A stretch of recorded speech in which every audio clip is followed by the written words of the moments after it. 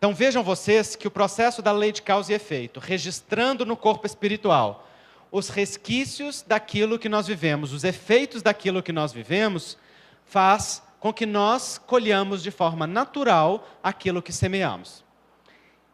Acontece que esses resultados que o corpo astral armazena não é apenas o efeito direto do que nós fazemos sobre nós mesmos, é também todo efeito indireto. Emmanuel diz assim, que a lei de causa e efeito traz para nós todos os efeitos indiretos das nossas atitudes, de tal maneira que aqueles efeitos indiretos promovem harmonia ou desarmonia. O que são os efeitos indiretos? É tudo que ocasionou daquilo que nós fizemos. Então eu feri Maria. Acontece que Maria era o esteio de José, de João e de Joaquina. Ao ferir Maria e desestruturá-la, eu abalei um sistema que dava sustento a outros. Indiretamente, vai haver um efeito sobre aqueles outros. Não é assim? As vibrações daqueles outros chegam até nós da mesma maneira. Os efeitos daquilo chegam até nós da mesma maneira. Igualmente, eu beneficiei Maria. E Maria é o esteio de José, de Joaquina, de João. Naturalmente, eles foram beneficiados indiretamente pelo benefício que eu levei a Maria. Chega a minha gratidão ou o benefício que eu ocasionei indiretamente. Então, nós estamos submetidos a esta pressão e a este equilíbrio de forças continuamente, de tal maneira que nós somos bombardeados todos os dias com os efeitos daquilo que fazemos.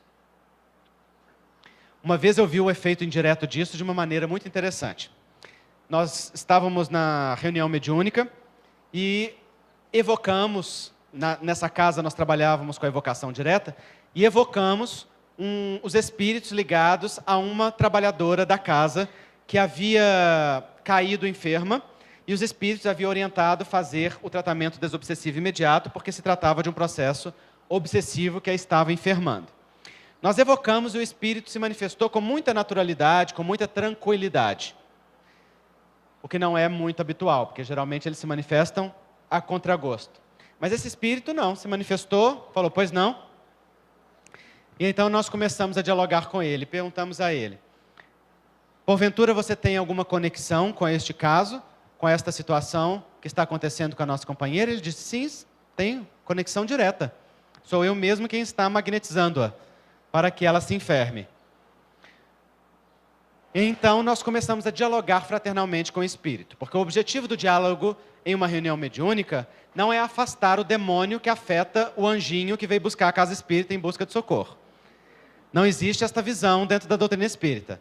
O objetivo do diálogo fraterno é acolher aquele que estabelece com o encarnado um regime de permuta mental e emocional em regime de reciprocidade e comum acordo. Obsessor não é invasor, é convidado. Só entra quando nós abrimos a porta, quando preparamos a cama e convidamos a deitar. Ninguém nos invade sem o nosso consentimento. Então nós começamos a dialogar com ele para saber qual era a natureza daquele processo. Então perguntamos a ele, porventura você tem algum vínculo com ela do passado e busca se vingar-se de alguma maneira de algo que ela lhe fez? Ele disse, não, ela não me fez nada. Ah, então você tem algum vínculo pessoal com ela do presente que busca agora fazer algo com ela? Ele disse, não tenho nenhum vínculo com ela. Na verdade, eu a conheci faz pouco tempo. Então nós perguntamos a ele, bom, então porventura você está contratado por alguém a quem ela prejudicou para prejudicá-la, ou alguém que deseja mal a ela? Porque existem espíritos marginais da mesma maneira como existem na Terra. E ele disse, não estou contratado por ninguém não, já estou fazendo isso por minha própria vontade.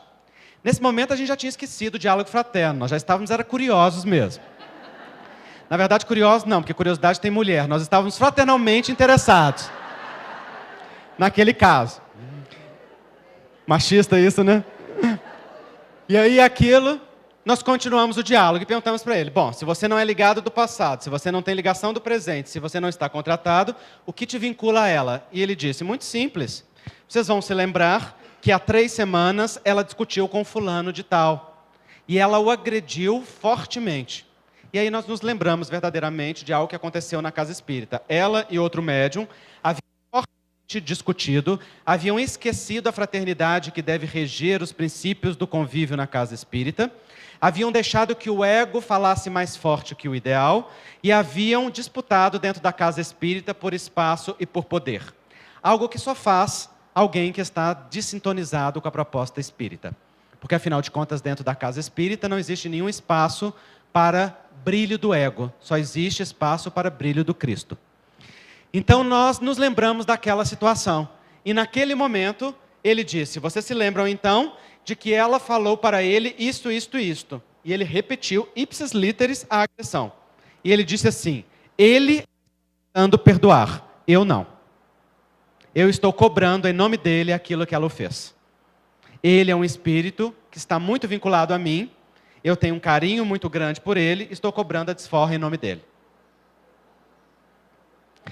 Naturalmente, na sequência daquele atendimento, esse espírito foi acolhido na sua dor, porque havia aí uma dor por trás, naturalmente, e orientado de que ninguém podia se fazer instrumento da justiça e que muito menos alguém podia se intrometer em uma briga alheia, mesmo que fosse por amor, aparentemente, para cobrar pelo outro, sobretudo quando o outro estava se esforçando por perdoar. Mas vejam vocês aí um exemplo claro desse movimento de retorno indireto. Por que ele conseguia magnetizá-la? Porque encontrava nela um complexo de culpa que abria os canais para que ele pudesse fazer com ela aquilo que queria. Naturalmente, ela estava presa no remorso. E o remorso faz com que nós fiquemos atados aos atos destrutivos que vivemos. O remorso não nos permite seguir avante. O remorso é diferente do arrependimento. O remorso é filho do orgulho. E no remorso nós ficamos apenas lamentando e nos chibatando pelo que fizemos. No remorso nós não nos levantamos para pedir perdão. No remorso nós entramos na autopunição. No arrependimento não. O arrependimento é filho da humildade. O arrependimento olha para o ato e diz assim, responsabilidade minha. Deixa eu ir lá e resolver isso. Eu sinto muito. Foi minha falta. Não devia ter falado com você desse jeito.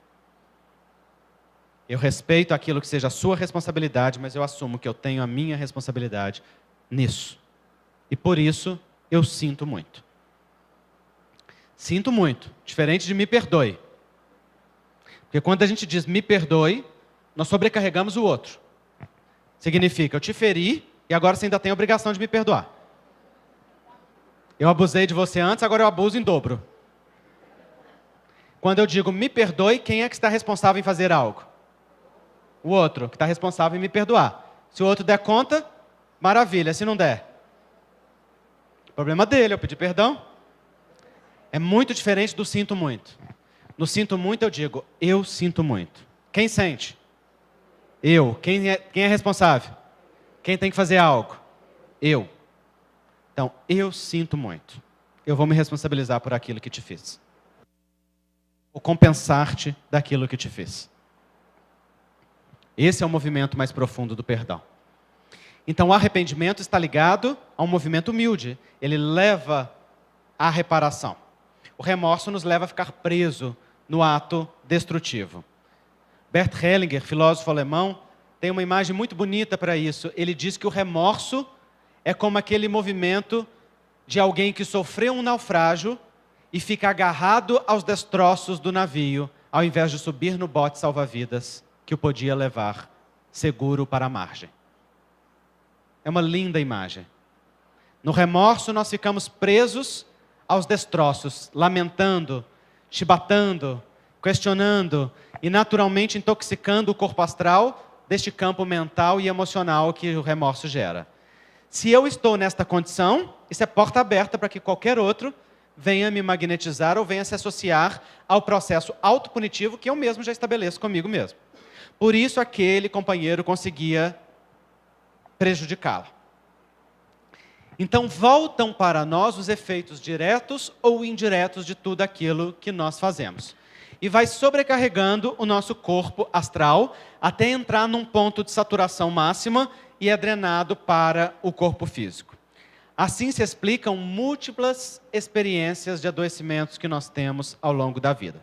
adoecimentos que já trouxemos do passado, guardados no nosso corpo espiritual, adoecimentos que programamos, porque nós podemos programar uma marca nesse corpo espiritual ou no mapa genético para acontecer em determinadas épocas da vida.